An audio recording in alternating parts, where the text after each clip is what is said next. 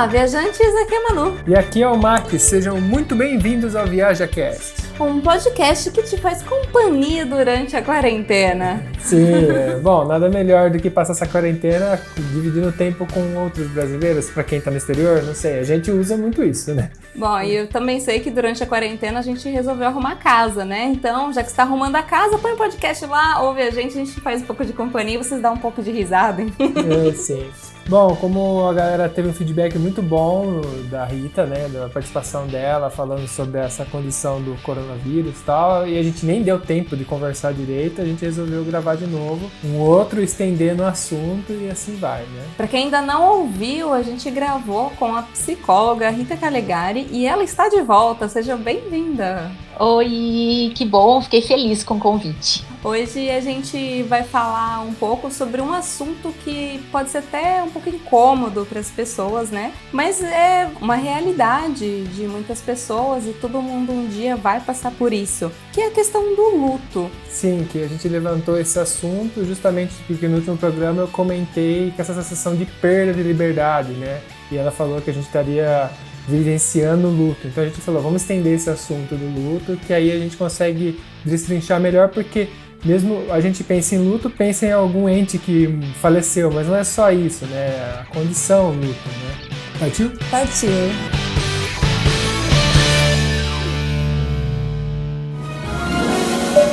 Setting 1012, and it gets making a 1,250 feet.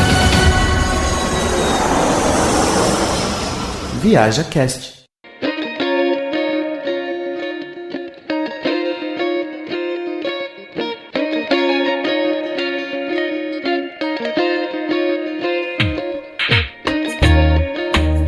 Para começar, eu gostaria já de fazer uma pergunta para Rita. Rita, depois de tudo isso que a gente vai passar ainda, né? Que a gente está passando, que a gente vai passar, nós vamos aprender algo?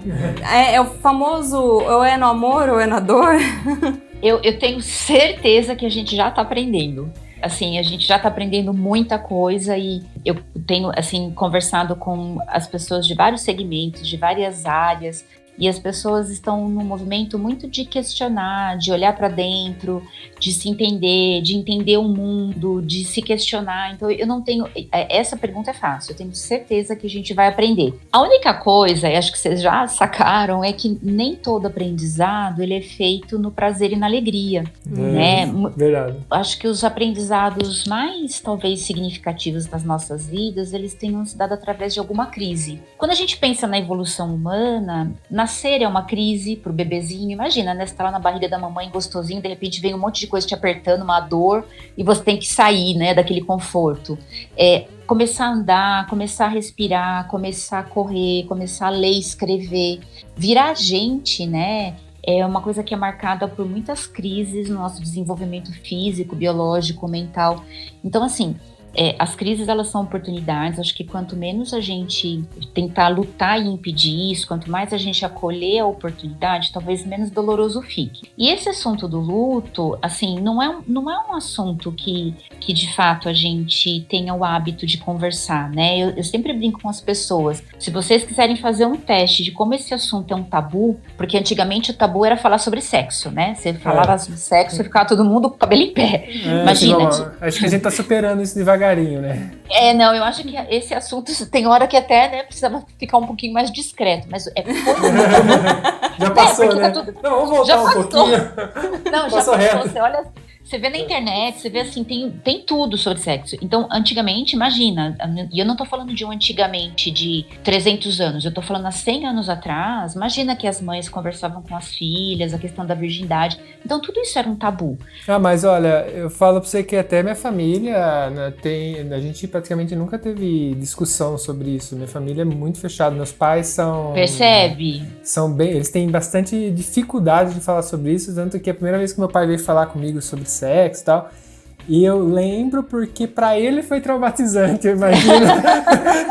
Eu era pequeno, mas eu lembro da condição dele de desconforto, de só falar, tipo assim, que eu não venho da cegonha, entendeu? Alguma coisa assim. Então, só pra contar a verdade, né? Do tipo, olha, não vem da cegonha, não nasceu de um repolho. Então, assim, isso que a gente tá falando né? Mas é muito engraçado, porque os meus pais têm a mesma idade, assim, dos pais do Mac, e lá em casa era totalmente ao contrário. Oposto, completamente Se oposto. falava muito sobre sexo, eu só não podia fazer, mas se falava muito. Então, o tabu era outro, né? Pensar acerca, informação pode, não pode praticar. Mas você percebe, olha que riqueza, né? E a gente tá falando de um casal super jovem, que os pais também são jovens, e a gente vê que era um tabu. E a gente tá falando de algo que também é muito natural, que é o sexo é uma coisa extremamente natural, e é cheia de vida, né? Cheia de prazer e de alegria. Imagina quando a gente entra num assunto que também é muito natural, extremamente natural, é morrer, né? Você tem uma certeza que você tem, que você vai morrer. Se você vai fazer sexo, você nem tem certeza. Mas que você vai morrer, você vai. Isso é verdade. Você pode passar a vida virgem, de repente, mas você vai morrer, não tem como fugir disso. E olha que incrível, né? E a gente não fala também sobre, e eu sempre brinco, né? Falo, você quer ver como esse assunto é complicado? Na hora do jantar, chega pra família e fala, ai gente, queria falar sobre quando eu morrer.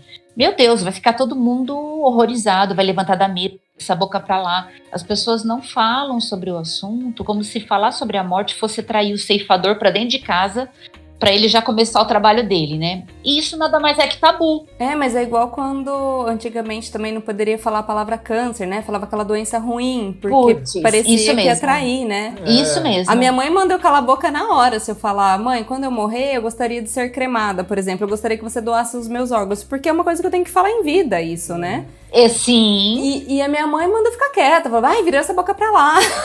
Então, as pessoas não gostam de conversar sobre isso. Então, nós seres humanos, nós somos muito complexos, porque em tese, aquilo que a gente mais deveria conversar é aquilo que é o natural, né? Aquilo que você sabe que é da nossa constituição. Então, o sexo é uma coisa natural, morrer é algo que é natural, só que nós evitamos os assuntos difíceis, né? E a gente acaba então fundindo o máximo que pode. Esse eu acho que é um dos primeiros pontos acerca do luto que a Covid-19 traz. Não dá para negar que acontece, porque mesmo quem não estava conversando sobre isso ou queria negar esse assunto, cada vez que liga a TV ou vê uma notícia, vê lá o número de mortes subindo, vê, né, uma série de pessoas falando sobre isso, perdem entes queridos mais próximos ou não tão próximos, vizinhos. Então, esse é um assunto que agora está na mesa de jantar todos os dias. E a gente não tem como fugir dele. Ou a gente olha e aprende com ele, que foi a pergunta da Manu, ou a gente continua fugindo, que só vai piorar o sofrimento. Porque não é porque a gente foge que a gente consegue evitar. Simples assim. A gente tende muito a querer fugir, a pôr numa caixinha longe as coisas que a gente não gosta, que é justamente para não ter que enfrentar elas, né? Isso acho que é meio que natural. É natural, é um mecanismo de proteção, muitas vezes, que a gente faz, mas ele é um mecanismo de proteção e não de evolução. Que para quem esse assunto é muito difícil, talvez a pessoa precise se organizar mais, estar mais forte para começar a refletir sobre isso.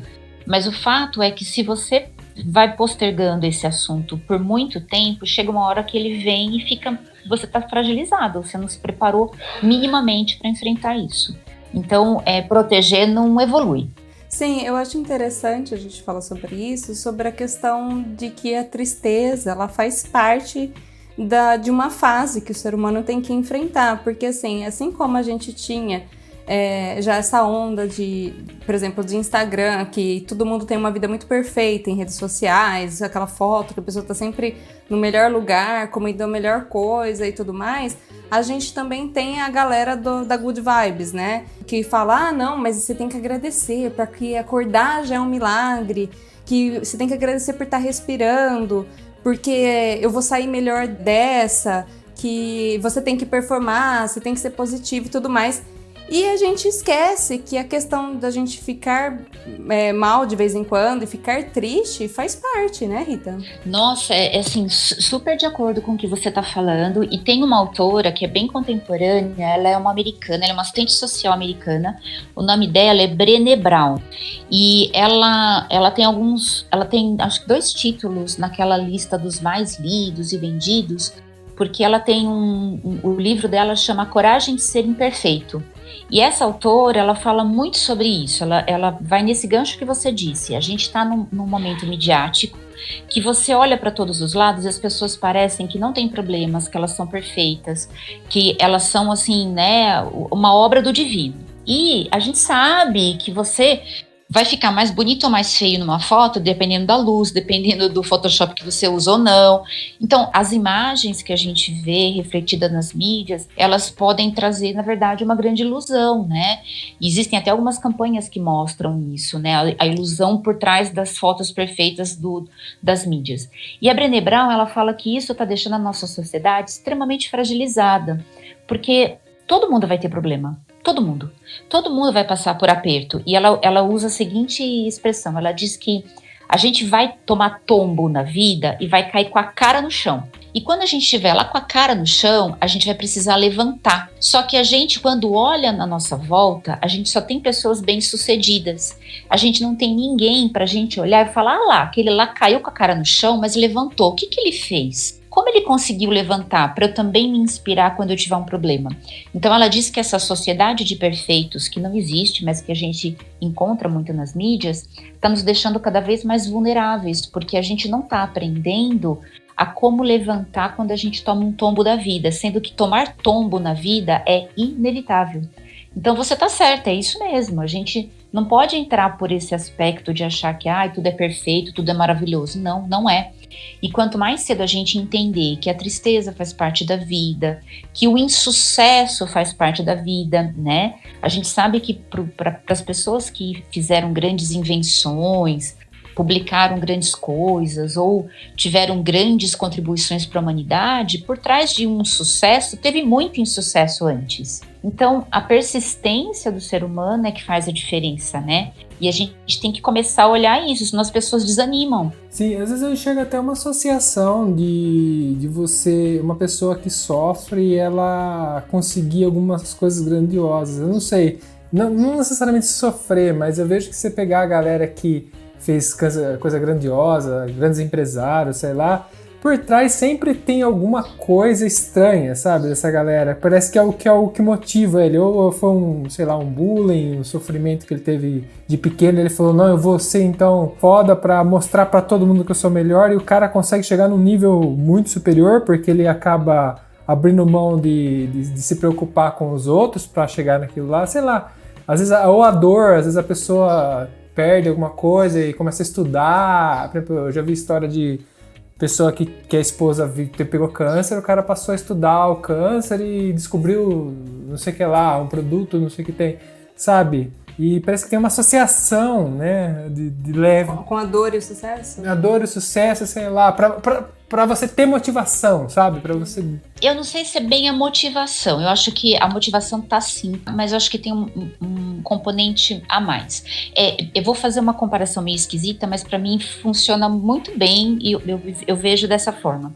Por exemplo, se você quer ficar sarado, né? Se você quer desenvolver o seu corpo, ficar com os músculos bem delineados e tal, o que a gente faz? A gente vai fazer musculação, não é? Só que a musculação, ela não adianta eu pegar o meu braço e ficar fazendo um movimento como se eu tivesse com um pezinho sem peso nenhum. Porque meu braço ir para frente e para trás, ele vai continuar do jeito que ele é. O que faz eu ganhar lá aquele bíceps, tríceps, aquelas coisas todas que ficam, né, todas salientes? É eu colocar uma resistência, eu colocar um peso. O peso, ele dificulta o meu movimento.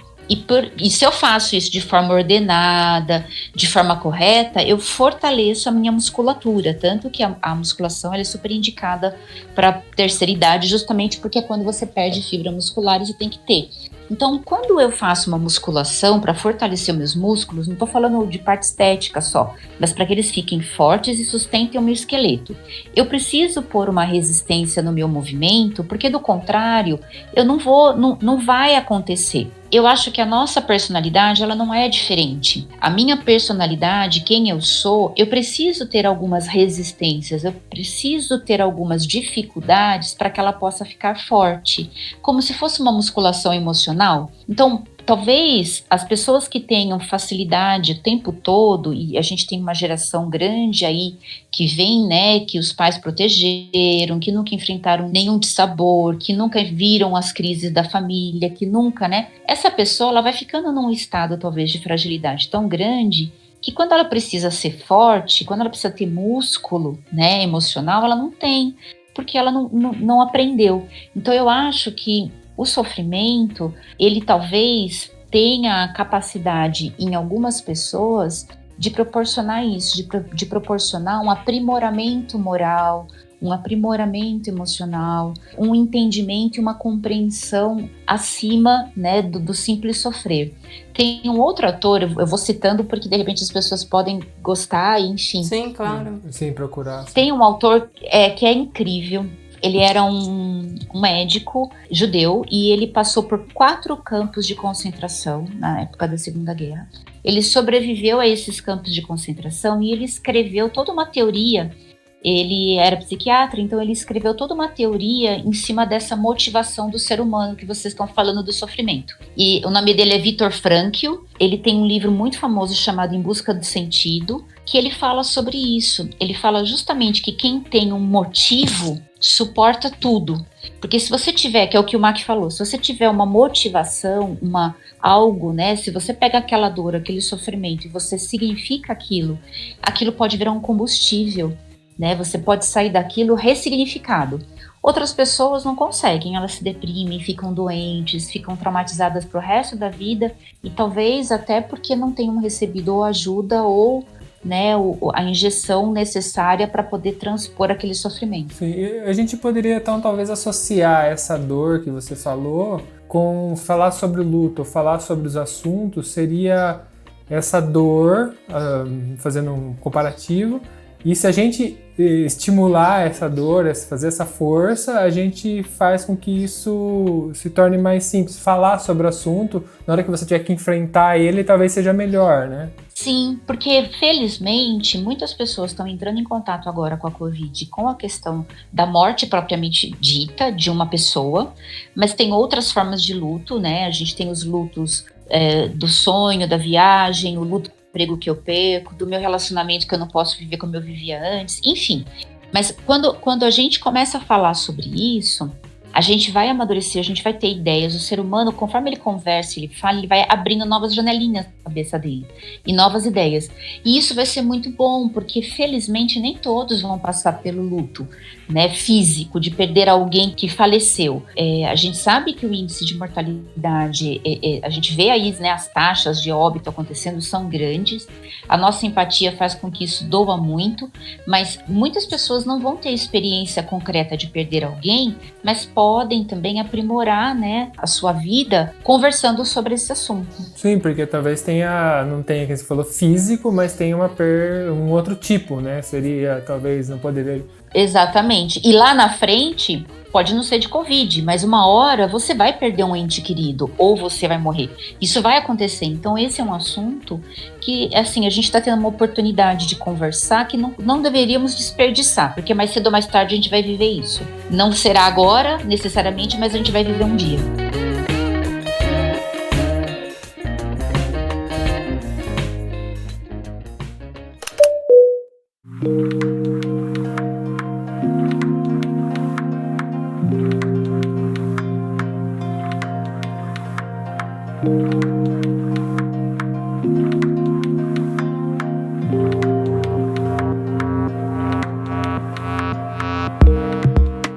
Aproveitando que a gente está tendo a oportunidade de conversar sobre isso, como e quando eu devo conversar sobre isso, por exemplo, com meu filho? Porque, assim, eu vejo que, assim como o sexo que a gente tinha falado antes, é uma coisa que é normal, é natural, pode acontecer, né? No caso, a morte, ela vai acontecer. Em que momento que eu trago esse assunto para dentro de casa para não se tornar um tabu, realmente? Em que momento? Porque a gente tem que aprender a se educar, né? Com Sim. essa questão. Nossa, ótima pergunta. Esse é um ponto bem importante. Porque se lá na antiguidade, na época medieval, as crianças, elas viam as pessoas morrerem, né, dentro de casa, porque as pessoas morriam em casa ou elas iam nos velórios, de uns pelo menos 50, 60 anos para cá, a gente tirou muitas crianças dessas situações que a gente entende que, não, mas é traumático, vai assustar a criança, ou seja, situações difíceis, né? A gente acabou não expondo e não conversando, e aí agora a gente está vivendo um momento que talvez não dê para fugir. Que é a famosa geração Nutella, né? Isso. Algumas questões são importantes. Considerações, né? A primeira, não é porque a criança, você está em casa acompanhando, fazendo isolamento, não é porque a criança não teve ninguém que ela perdeu ou ela não está falando sobre o assunto da morte, que ela não pensa sobre isso. As crianças, pelo contrário, né? O universo infantil, ele é muito marcado pelo tema da morte, só que de formas um pouco simbólicas e que a gente deve ficar atento. Primeiro, que todos os contos de fadas para as crianças, especialmente da primeira infância, que são de até 7 anos mais ou menos, tem alguma coisa de morrer, né? Então a Branca de Neve, ela fica até num caixão de vidro. A Bela Adormecida, ela fica dormindo como se estivesse morta, como se fosse, né, uma pessoa falecida. A gente tem o Rei Leão, a gente tem o Bambi que perde a mãe. Assim, a gente tem uma série de histórias e de desenhos em que existe, né, de uma forma ainda simbólica, o tema da morte para ser tratado, né? Então, o lobo mau que vai comer, né, que comeu a vovozinha, né, que vai querer comer os porquinhos. Então, a questão da destruição e da finitude da vida, ela está presente no universo infantil, mas de uma forma muito simbólica e não consciente do ponto de vista de diálogo. Muitas crianças já tiveram contato com a morte porque perderam, às vezes, o peixinho dourado, perderam o gatinho, né, algum bichinho de estimação. Então, quando a gente tem essa experiência com a criança pequena, é muito importante envolver a criança, dentro do que a família acredita, fazer um ritual de despedida por aquele bichinho que foi, né, por aquele animalzinho de estimação. Isso ajuda, porque dá para ela uma primeira, né, experiência concreta. A criança, ela precisa muito experimentar, então essa experiência concreta, ela acaba sendo muito útil. Muitas vezes a criança já teve a perda de algum tio, avô, ou mesmo de um avô, então às vezes as famílias já levaram para o velório, ela já teve algum contato. Para essas crianças, talvez seja um pouco mais fácil, porque elas tiveram uma experiência prévia, né, um exercício, digamos assim, do que é o morrer. Por uma imensa maioria das crianças, elas não tiveram. E a primeira coisa que a gente sempre alerta quando fala de criança é para você tomar muito cuidado como você vai falar da morte para ela, porque as pessoas, às vezes, na tentativa de amenizar, elas dizem assim, o vovô foi viajar. A vovó tá dormindo. E não volta nunca mais. Pois é, a vovó tá dormindo. E aí, a criança, você tá dormindo, vai acordar, né? Só que esse aí não acorda nunca. Se tá viajando, vai voltar, e esse não volta nunca. E aí, de repente, passa 6 meses, 1 ano, a mãe fala que vai ter que fazer uma viagem a trabalho, a criança morre do coração, né? Ela nunca mais vai voltar. Porque minha mãe vai embora e não volta. Então, assim, primeiro que a criança não entende ironia, né? Crianças pequenas não entendem ironia e a linguagem que nós adultos usamos pode ser muito sutil e ela não entende. Então a gente tem que ser claro quando fala do assunto com a criança, falar que morreu, né, que não vai voltar, enfim, ser bem didático. E uma outra questão que crianças também não entendem é que a morte é irreversível. Por isso que criança faz cada besteira absurda e parece que não tem medo. Porque na cabeça da criança pequena, se o carro bater nela, a mamãe vai levá-la no médico e tudo bem, vai ficar tudo bem. A criança não consegue. Até porque no desenho os bichinhos caem e depois tá tudo certo. Isso é uma coisa que a gente vai ampliando conforme vai ficando mais velho, pelo menos eu tenho notado em mim, que a gente tem que ficar se policiando com esse medo, com essa coisa, porque a gente vai tendo cada vez mais noção. Isso vai ficando cada vez mais perto, né? Quanto mais velho, mais cagão. Porque antes a gente não ignorava esse assunto, mas vira e mexe agora, assim, às vezes eu tenho um pensamento que já foi um tanto de ano aí. Coisa que eu não tinha antes, entendeu? Sim, e assim, a gente começa a perceber, né, e eu acho que por isso que às vezes as pessoas mais velhas, elas são tão preocupadas e tudo mais com questões de segurança, porque o adolescente também é outro, né? O adolescente, pela questão da onipotência juvenil, ele faz cada coisa que depois quem nunca parou e pôs a mão na cabeça e falou, meu Deus do céu, eu tenho que agradecer meu anjo da guarda, porque podia ter morrido ali. Sim. Né? Aquilo, Mãe. né? Minha mãe é... E você fala assim, coisas idiotas, né? Do tipo, entrei no mar sem saber nadar, né? Fui por um lugar que era perigoso e não tinha noção do risco que eu estava correndo. Então, a gente, assim, a infância e até um pedaço da adolescência é muito marcado por esse sentimento de não ter essa compreensão absoluta na infância que a morte é irreversível, né? Até porque alguns filmes ajudam, vai lá dar um beijinho na boca, a Branca de Neve acorda. Então, assim, a criança não entende esse conceito de reversibilidade. E é por isso que a gente tem que tomar muito cuidado com essa população de crianças e adolescentes, porque eles têm um filtro, eles enxergam esse assunto diferente de um adulto, que tem uma maturidade melhor, uma compreensão melhor. Então, a primeira dica é que se você tiver a oportunidade de experimentar isso na prática, ou seja, um bichinho que morreu, ou mesmo um ente querido, não exclui a criança, né? Tem que chamar a criança, tem que contar o que aconteceu, não tem problema chorar. Chorar é a resposta mais esperada para uma situação de luto, né? Porque é normal, você vai rir. Se você rir, aí eu fico preocupada, né?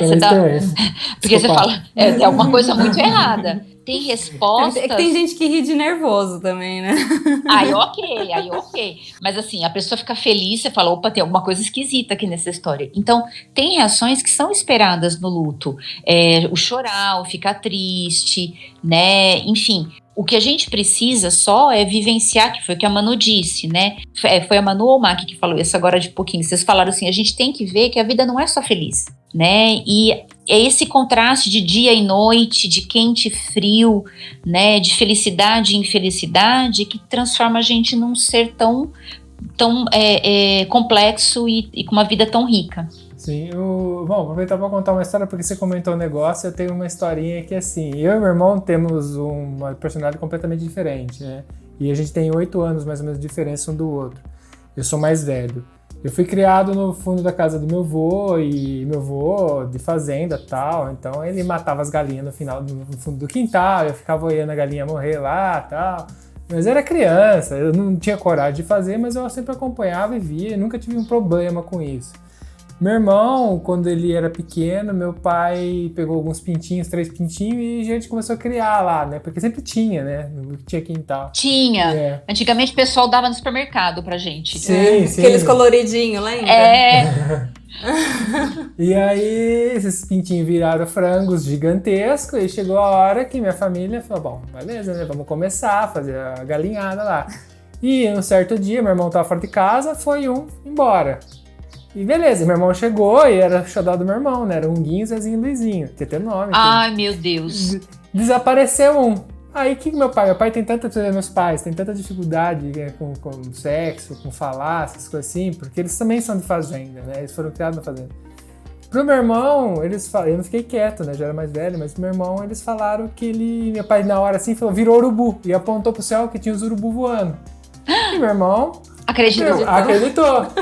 E aí, beleza, passou-se o tempo, foi um Guinho, Zezinho, Luizinho, foram todos embora, né? Porque eles ficaram muito grandes e viraram... E meu irmão não associou. Literalmente eles foram pro céu, né? E o mais engraçado, a inocência do meu irmão, ele não associou o frango embora e ter frango na janta, entendeu? Olha que incrível. E isso foi uma coisa que foi tão mal feita, né? De certa forma, eu vejo como que não era para ser feito assim, que ele levou isso por um bom tempo e ele foi descobrir muito mais ele era tão inocente, ele tem uma personalidade muito diferente da minha, meu irmão é muito mais inocente mesmo, até hoje, é mais ingênuo. Mas me conta como é que foi?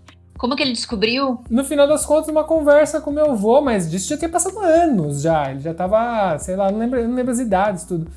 E meu avô falou tal, e ele ficou assim, catatônico, sabe? Olhou pra mim, pro meu pai. Ah, foi isso. Ele não teve uma reação de ficar triste, nada, porque aquilo já tava mais velho. já tava mais velho, tinha passado muito tempo.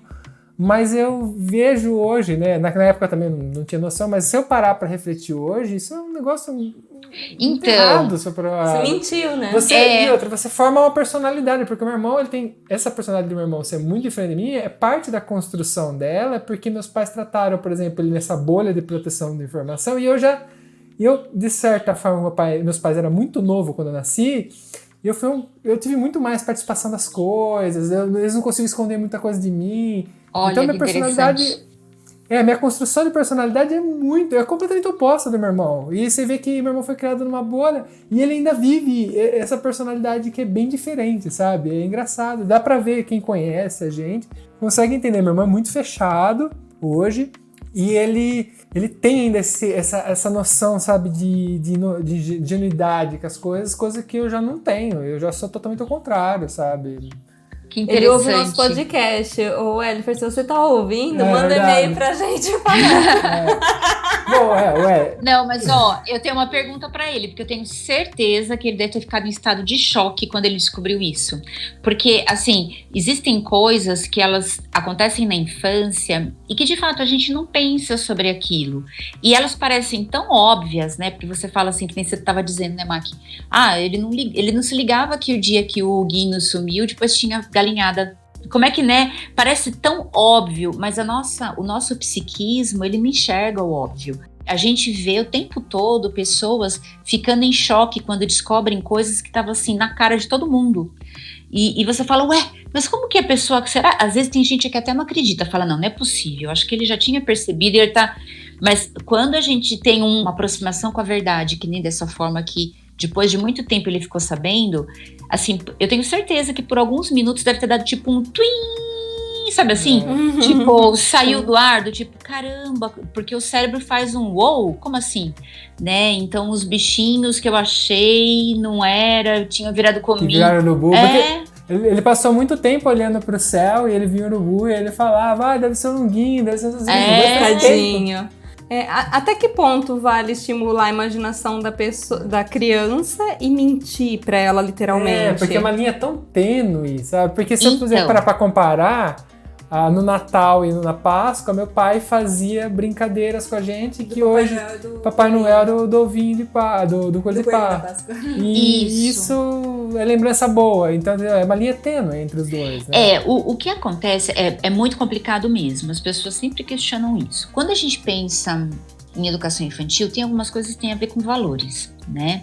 Então, assim, uma coisa é você ter uma tradição, uma cultura, como é o Papai Noel, o Coelhinho da Páscoa, porque por trás desses símbolos, que até tem muito de consumismo, tem festas antigas, tem celebrações, né, digamos assim, que sustentam essa crença ou essa cultura, seja do Papai Noel, seja do Coelhinho da Páscoa, ou sejam outras, porque elas normalmente vêm de um folclore, ou elas vêm de um evento histórico que foi ressignificado. Então, assim, a gente tem toda uma questão aí de valor cultural associada. Quando a gente vai para uma história, por exemplo, de você, né, eu nunca tinha ouvido, nesses meus 50 anos, né, uma tratativa de que os franguinhos viravam urubus, entendeu? Isso não é uma cultura, né? Isso foi uma saída estratégica, saída pela direita estratégica, né?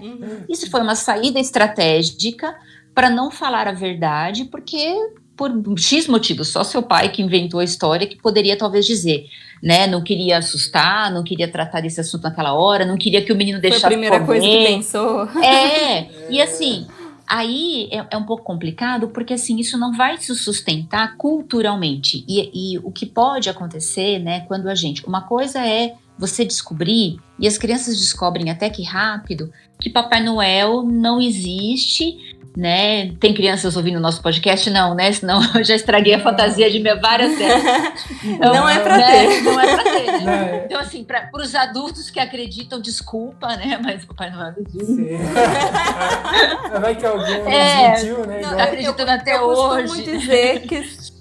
Eu costumo dizer que se você acredita em alguma coisa, ela existe. Isso vale pra tudo. E aí voltamos a essa questão, porque tem uma cultura, tem um folclore, minimamente a gente vai ter um folclore envolvido naquela história, naquele jeito de falar. E quando a criança descobre que não é uma realidade, né, mas tem a ver com uma coisa ou mitológica, ou folclórica, ou cultural, a criança saca, né, tanto que isso se perpetua por X anos, tá todo mundo sempre falando, a coisa acontece, né, porque vira uma questão cultural e a gente continua celebrando mesmo sabendo, né, que não existe, porque abraça um lado nosso do imaginário, do criativo e do folclórico, e isso casa. Agora, quando uma criança descobre, que pode ter acontecido com teu irmão, que na verdade mentiram para ela, porque ali não tinha um folclore ali, né? Não tem um folclore associado ao fato que o franguinho, quando morre, vira urubu, né? Foi uma mentira,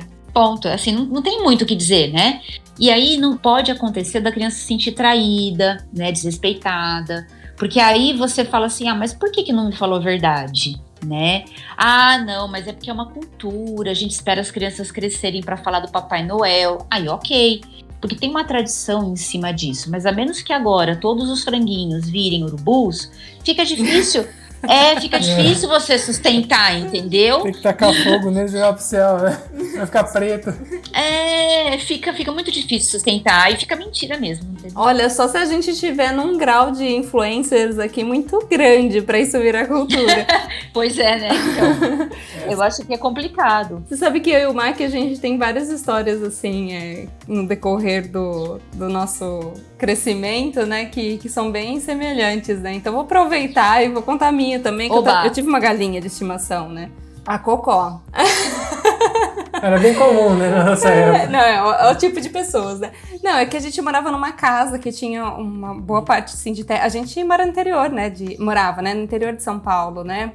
Então, pros paulistas que estão ouvindo, não é tão normal isso. Às vezes tem paulista que nunca viu nem bicho, né? Não viu nunca nenhum bichinho. Não, a gente tinha espaço, eu morava na casa que tinha um terrenão no fundo, assim, na casa do meu avô, morava na casa do meu avô, mas tinha bastante espaço com terra. Eu cresci na terra, brincando. E eu tive essa galinha, que eu ganhei ela... um pintinho, né, do meu tio, e ele construiu a casinha pra ela, que inclusive era uma casinha do meu tamanho, assim, eu era criança, eu conseguia entrar, pegar o ovinho dela, que depois cresceu, virou galinha, e eu pegava o ovinho todo dia que eu chegava da escolinha. E a Cocó foi crescendo, e aí eu dava o resto de comida que eu não queria comer, escondido da minha mãe, né, e a Cocó foi engordando, né, e minha mãe crescendo os olhos na Cocó. Ai, minha Nossa Senhora. Aquela galinhada. E o meu avô também morava com a gente, e aí, tipo, o pessoal tudo de fazenda, né? Então, eu tava acostumado a fazer as coisas com as próprias mãos, né? Eu acho que se eu ficar numa ilha com uma galinha, eu não vou matar ela. Vai ser meu pet, não vai ter como. E aí, um belo dia eu chego da escolinha procurando a Cocó, só tava o ovo dela. E eu falei pra minha mãe, cadê a Cocó? Aí, minha mãe não falou nada, meu avô não teve coragem de falar, todo mundo ficou quieto, aquele silêncio em casa. E quando minha mãe abre a panela, o que tinha pra comer? Tinha galinha pra comer. E eu me toquei, que era a Cocó. E aí eu comecei a chorar, gritar com a minha mãe, falar, você matou a minha Cocó. Olha! E a minha mãe começou a chorar, porque ela não quis mentir, ela nem teve como, sabe, mentir pra mim. Olha! E como lidar com uma situação dessa? Né? Tipo, não matando a Cocó da sua filha, né? Então, né? É que voltamos de novo ao começo da conversa. Antigamente, quando a gente pensa na época medieval, era muito comum as crianças crescerem com os animaizinhos e depois eles serem sacrificados para alimentar. A gente tem várias histórias, né? Então você ia lá todo dia dar o milho para a galinha, cuidar, pegar... Mas mais cedo ou mais tarde ela ia virar alimento. Mas isso era numa rotina, né, que era de uma fazenda, que tinha todo... o contexto todo é outro. Quando você leva isso para os centros urbanos e aí você dá uma galinha com uma função de animal de estimação, é a mesma coisa que falar que vai matar o cachorro e o gato para servir na janta. É muito louco. Sim, era o meu pet. É, muito louco. Então, assim, a gente... eu acho que nós, seres humanos, às vezes a gente muda a natureza e o teor das relações e não fica muito atento. Na cabeça, provavelmente, da sua mãe e mesmo, né, dos pais do Mac que fizeram lá o Huguinho, Zezinho, na cabeça deles, eles nunca, com base nas experiências que eles tinham, eles nunca fizeram vínculo, né, com esses animais como sendo pets. Quem fez foi as crianças, porque a criança não tem esse ciclo sem fim da vida, né, é diferente, a criança se apega, a criança é muito mais pura e ingênua nesse sentido, né, mas eu acho que o problema é como a gente introduz um bichinho desses no universo doméstico, dando para ele uma característica de animal de estimação, e aí depois a gente come ele, né? Sim, mas não pode ser também uma questão de falar sobre, que a gente estava falando antes, porque no meu caso, eu convivi desde Sim. pequeno com meu avô matando galinha. Sim. Então, pra mim, por mais que eu não tenha coragem de ir lá passar a faca no pescoço dela e deixar ela se agonizando, que era mais ou menos assim que ele fazia, né? Eu me lembro, eu vi isso também uma vez quando era criança. É bem assim mesmo. Mas eu presenciava aquilo, achava curioso, tinha curiosidade de ver, né? Porque imagina criança, né? Curiosidade. E tratava aquilo como assim normal, não tinha nojo, não tinha nada. No final a gente passava água quente, arrancava as penas, ela ficava despeladinha assim, e minha avó limpava, e eu participava de todo o processo. Então, mas é porque você não era privado desse Então, processo. mas é o famoso, por eu falar sobre aquilo, eu conseguia tratar aquilo como uma coisa normal. Isso pode ser usado pro bem e pro mal. Pode. Né? Porque se eu falar com coisas boas, tipo tratar sobre sexo, tratar sobre morte, tá, conversar, a pessoa vai ter uma reação um pouco melhor quando aquilo acontecer. Mas também se eu falar, por exemplo, de segregação racial, sei lá, como se isso, discurso de ódio, eu também vou criar essa mesma coisa, né? Eu vou ter esse mesmo mecanismo, né? Porque vai se tornar normal eu ser preconceituoso. Então você tem que tomar muito cuidado.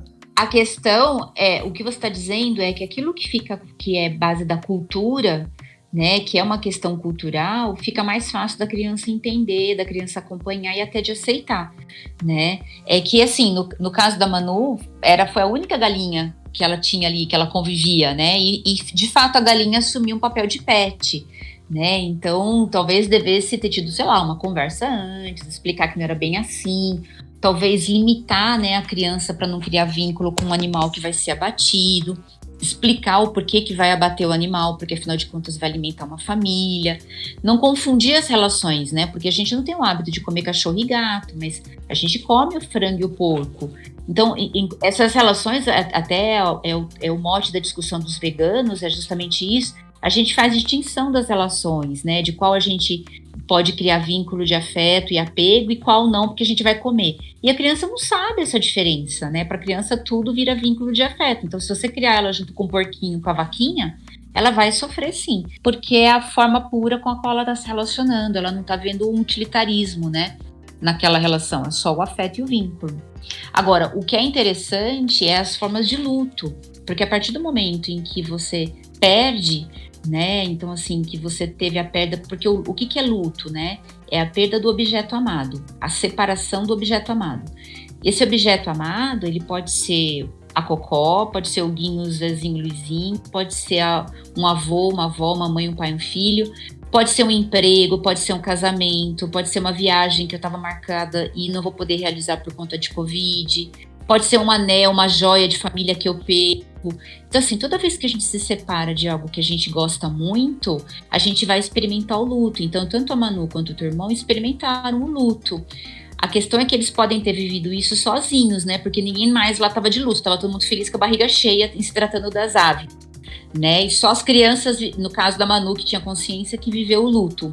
Né? Então o luto, às vezes, a grande dificuldade do luto é quando ele é solitário, quando só eu sinto a perda desse objeto amado. É isso que é mais doloroso, inclusive, porque é sozinho, né? Sabe um luto que é muito solitário e que as pessoas falam muito pouco, existem bons grupos de apoio, mas ainda é um luto muito, muito solitário? É o luto da mulher que perde um bebê durante a gestação. Verdade. Porque é um bebê que ainda não nasceu, às vezes está 4 meses, 3, 4 meses. Muitos amigos nem sabem, às vezes, que a pessoa está grávida. E aí perde o bebê, né? No início da gestação ou ainda mesmo que pro meio da gestação. Então, como ainda é uma criança que não veio ao mundo, não se relacionou, acaba se tornando um luto super solitário. Normalmente só a mãe, ou às vezes o casal, pessoas muito próximas que entendem o tamanho da dor. Porque é isso, né? Quando a gente perde algo que é amado e esse amor é de poucas pessoas, você vive isso sozinho. E eu acho que essa é a diferença do luto de agora, né?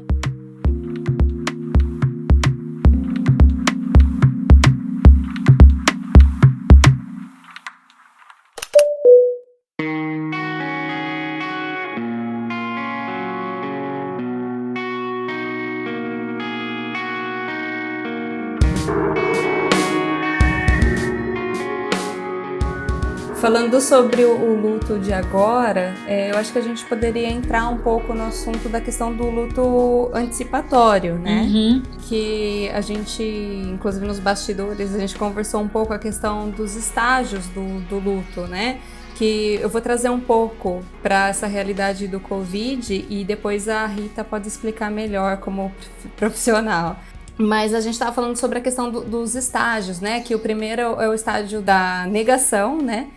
Que é onde algumas pessoas falam assim, não, esse vírus não é verdade, não é possível, não vai chegar aqui no Brasil, vamos fazer carreata contra o vírus que vai funcionar, né? E aí depois, quando começa, né, a morrer pessoas mais próximas, pessoas conhecidas, vem a questão da raiva, né? A fase da raiva que você fala assim, não é possível. Ele era tão jovem e que aconteceu inclusive com o meu pai. Ele perdeu um amigo muito próximo de 39 anos. E aí ele ficou muito abatido porque veio essa questão da raiva, né? Falou assim, não, mas não falaram que só idosos morriam, né? Isso. Só como se fosse desprezível, né? Os idosos. Desprezando idoso. Mas assim, que quando morre uma pessoa jovem, enquanto se falava que atingia um certo grupo, as pessoas ficam inconformadas e fica nessa questão, essa fase da raiva, né? Uhum. E aí a gente entra na fase da barganha, né? Que é onde as pessoas falam, porque elas acabaram de entender o que aconteceu ali, só que não completamente, e elas começam a trocar. Falam assim, não, mas e se eu ficar uma semana sim, uma semana não em casa, talvez ajude já, né? E aí depois a gente vem para a fase da tristeza, que é a incerteza de quando que isso tudo vai acabar, né? Porque o Ministério da Saúde vai falando, né, os dados que tem, é uma coisa nova, ninguém sabe o que vai acontecer, cada hora o governo estipula até quando vai durar essa quarentena, mas nunca se sabe, né, se ela vai ser estendida um pouco mais. E por último tem a questão da aceitação, né, a gente aceita, fica em casa, em quarentena. Respeita as regras. E assim, não é uma questão individual, e sim uma questão de você respeitar o próximo também, até o desconhecido, né? E aí eu acho que a Rita pode aprofundar um pouco mais nisso. Eu fui bem não tão ampla nisso. Não, mas foi certinho, você explicou certinho. Essas fases que você está citando, a gente estava conversando, elas foram descritas em 1969 por uma médica americana que chama Elizabeth Kubler-Ross. Ela se tornou uma referência sobre o tema da morte e do morrer, porque ela conseguiu colocar nas fases de uma forma muito clara para a gente esses momentos, né, de enfrentamento que nós temos com esse assunto tão difícil. E muitos autores também já estudaram, escreveram, fizeram até inclusões na teoria que a Kubler-Ross trouxe, mas o que é importante é que a gente consiga olhar, né, e entender, porque imagina numa família em que de repente alguém já está numa fase mais talvez de barganha ou até triste pela perda da autonomia e da liberdade, e outra pessoa está na fase da negação. E aí vai dar briga, né? Porque enquanto uma já passou por isso e falou, não, a gente tem que ficar em casa, se tiver que sair tem que ser só para tarefas essenciais, tem que ir de máscara, tem que tomar todos aqueles cuidados, e a outra pessoa negando ainda, não, imagina, são chineses, isso é uma conspiração para ganhar dinheiro. Você vai ter, assim, um cenário muito complicado. E a gente percebe isso nas famílias, que cada um, de acordo com o seu nível de maturidade, de desenvolvimento, de crítica, vai enxergar uma coisa dessa crise. E pode ser que você tenha na mesma casa pessoas que estão em negação, pessoas que estão em raiva, pessoas que estão deprimidas e pessoas que estão na aceitação, né? Então tem gente que já tipo, bom, se é inevitável, eu vou ficar em paz, vou fazer minha yoga, vou pintar, vou estudar. Vai ter um que vai estar brigando com Deus e o mundo, dando mensagem em grupo de família com raiva. O outro vai estar saindo na rua como se não tivesse nada acontecendo, e assim vai. E isso é muito louco, né? Porque acaba se tornando um desgaste adicional numa relação desse momento que a gente está de quarentena, se a gente não consegue colocar todo mundo, pelo menos, se não na mesma página, mas dentro do mesmo livro, né? Já seria para todo mundo, né, alinhado. Então, é uma dificuldade.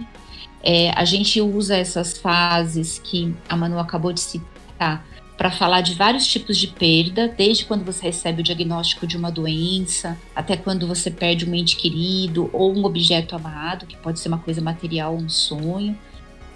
Mas nos ajuda a entender isso, que nós, seres humanos, temos momentos de entendimento.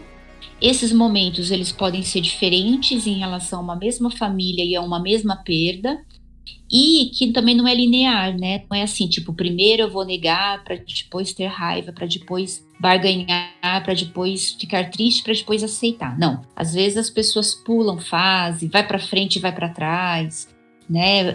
Regride a fase, já estava melhorando, né? Já tinha saído da raiva, de repente volta a sentir raiva de novo.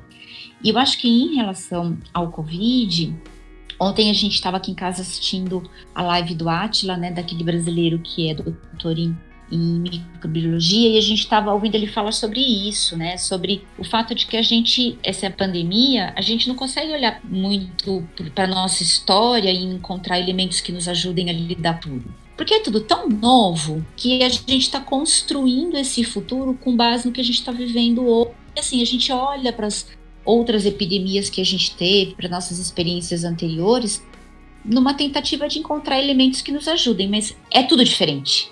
E acho que isso é o maior luto, é uma experiência dolorosa que a gente está vivendo e que a gente não tem certeza se aquilo que a gente está fazendo está certo, em termos de como enfrentar, como lidar, é muita incerteza, né?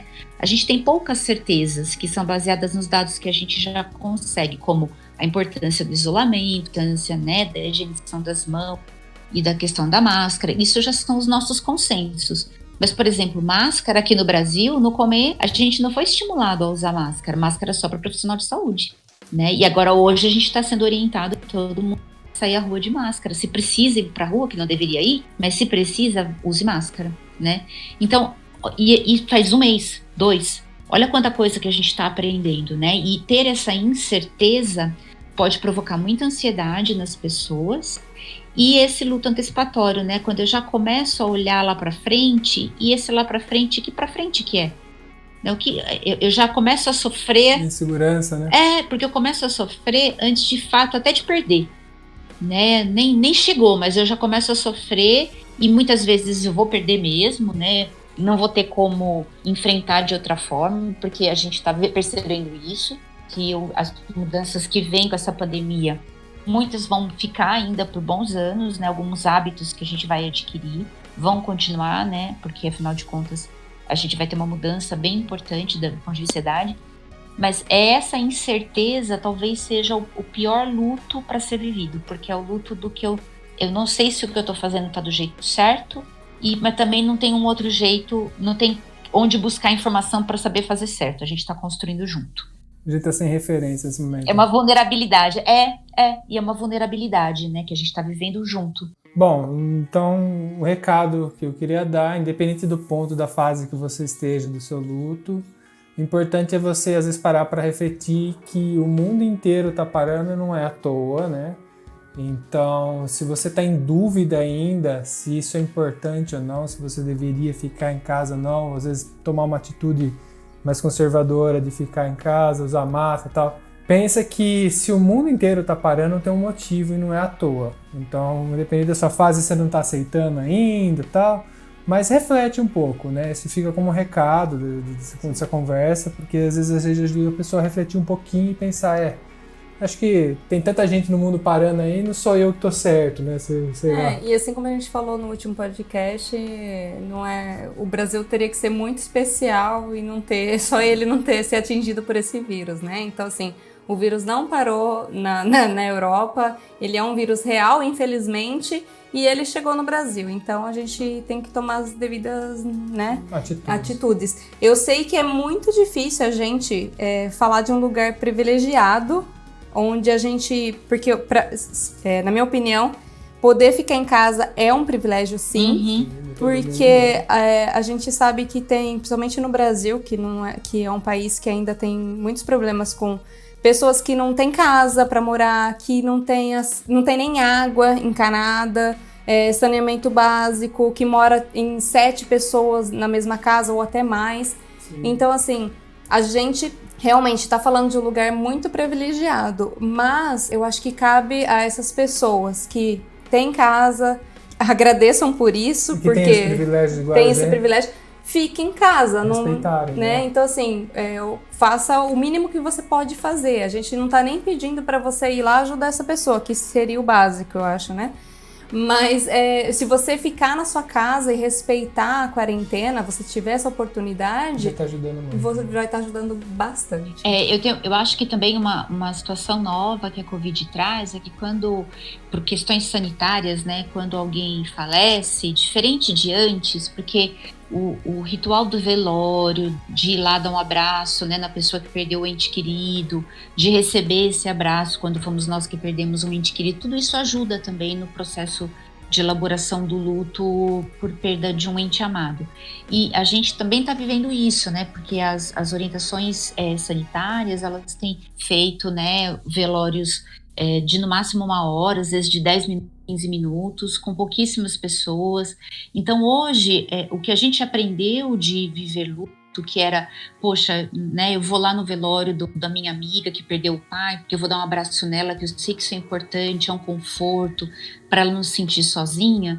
De repente isso hoje já não é possível, que aquilo que a gente sabia que ajudava no momento do luto, né, por perda de entes queridos, a gente talvez não está podendo fazer agora, né? Então a gente às vezes vai ficar sabendo de alguém que faleceu, ou de algum amigo nosso que perdeu um ente querido, e às vezes vai dar aquele sentimento assim, poxa, o que eu vou fazer, né? Porque eu não pode ir no velório, né? Não pode ir lá estar junto, a gente está nesse momento de isolamento, e como vocês bem frisaram, é muito importante cumprir.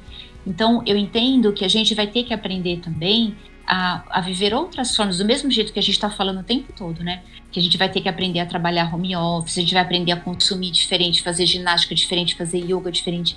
Tudo que a gente está aprendendo não vai deixar também de afetar a forma como a gente vai demonstrar o nosso amor e o nosso pesar por aquelas pessoas que eventualmente estão passando por uma perda de um ente, de um familiar. Então a gente pode, de repente, já que não podemos estar presentes, né? Mas a gente pode, dentro da nossa crença, dentro da nossa cultura espiritual, fazer uma oração, a gente pode mandar mensagem, a gente pode depois fazer uma videochamada. Existem outras formas novas, que não são aquelas de ir presencialmente ao velório e dar um abraço no enlutado, mas que a gente pode lançar mão, mandar um cartão, uma carta, mandar entregar na casa da pessoa, de repente, alguma coisa. Então, existem formas da gente não deixar quem está enlutado sozinho, sem a gente se colocar em risco e quebrar o isolamento. Porque o momento pede isso da gente, pede que a gente reaprenda a fazer as coisas que antes a gente sabia fazer. A gente vai ter que usar a criatividade, a empatia, a inovação, né? E vai ter que aprender a usar a generosidade também, né? Não vai ter jeito. Esse é nossa lição com essa pandemia.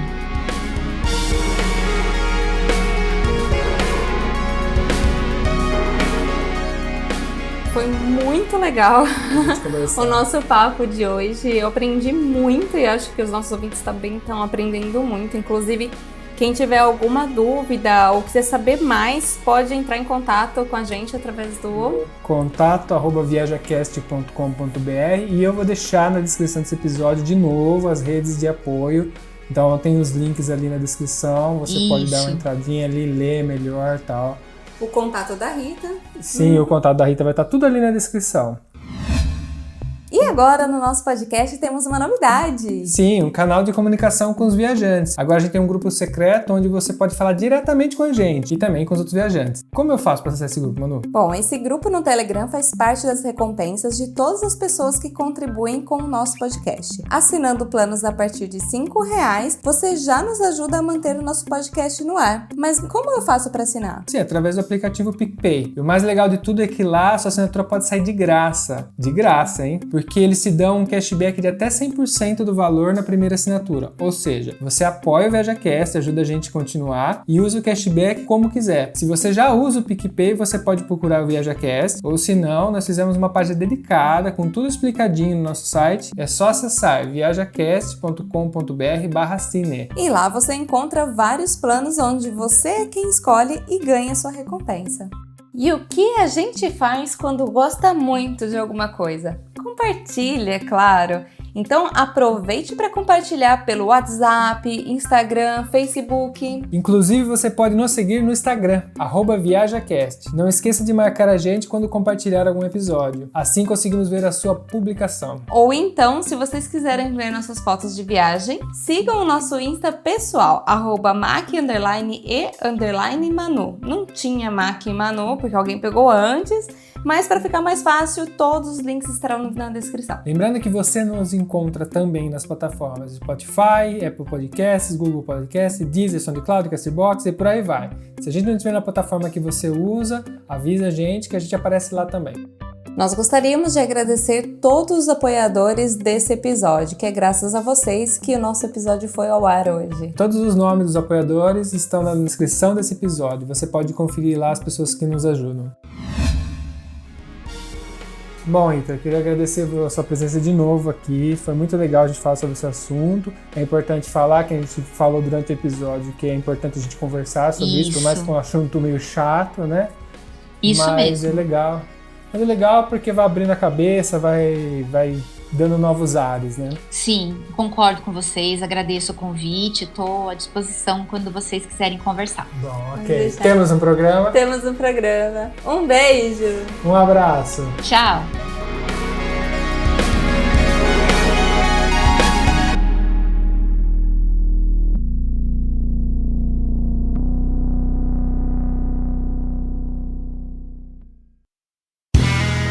Este podcast foi editado por Play Áudios.